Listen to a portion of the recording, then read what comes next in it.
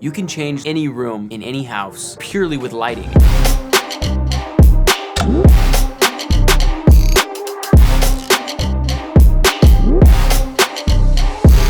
As you can see, I started off the setup by just pointing my camera into one corner of the room and having the overhead crappy LED bulb that's in the house. It didn't look super great. And so the best way to level up any shot, specifically a talking head video in this instance, is lights. A camera matters, a lens matters, microphones, but nothing else matters as much as making sure that the lighting looks good. And you don't need huge expensive lights to make this lighting look good. Right now I've got an Amaran 100X as my key light.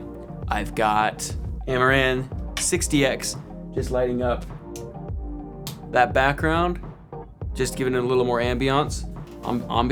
Just a little, I think that's a cheap Nanlite tube light, $30 Amazon practical lamp. And then I've got, just as my backlight right here, almost like a rim light, I've got and I guess that's what kind of this is acting as too, this tube light, but I wanted more of a defined edge right here. I didn't want to fall into darkness as much.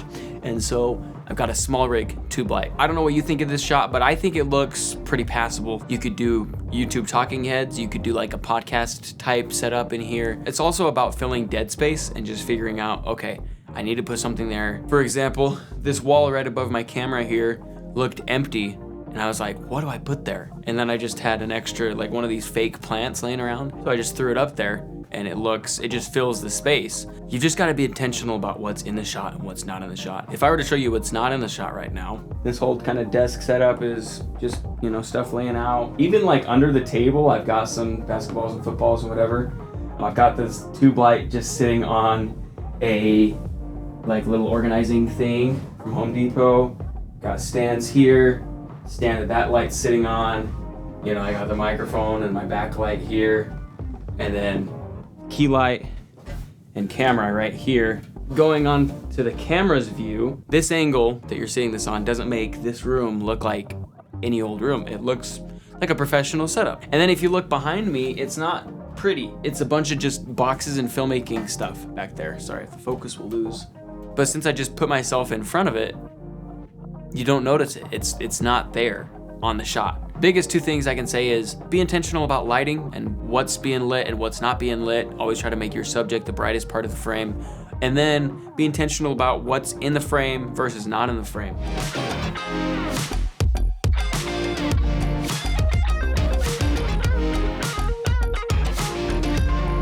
And just a quick word about YouTube. I only have a couple hundred subscribers and I've already been hit up by like 5 or 6 different companies wanting to do paid reviews or free reviews. I've only said yes to one of them. And the reason that is I don't want to clutter up my YouTube channel, a new YouTube channel, with a bunch of products that I don't even believe in and stuff that doesn't pertain to what you're here for, which is filmmaking and storytelling. If I am being paid for something, I want it to be something that I actually use and love, or something I'm really wanting to get into and use. So I appreciate all 200 and something of you that have subscribed to me so far. I know there's a lot more content I want to talk about. If you have any ideas for content that you want me to talk about, or just want to hear my take on certain things, hit me up on Instagram, leave something in the comments here on YouTube. I'm a new YouTuber. I know it's a very saturated space, but I just believe that showing your perspective on things is so much more important than trying the textbook way of filmmaking. And that's what we've seen over the last decade, is that you can go to school and you can learn all these cool things and you can learn the textbook way, but you follow specific creators and people on YouTube and influential, people in the industry because of the rules that they break and because of the things they do different. And so I'm not by any means saying that I'm this huge influential person, but I aspire to be somebody of influence. I don't want to be an influencer, but I aspire to be somebody of influence, even if it's just to 5 people. I guess my rant's over. I don't know what else to say about this topic, but I think you know what I'm getting at. So thanks for watching, sticking around. Stay tuned because there's always more coming.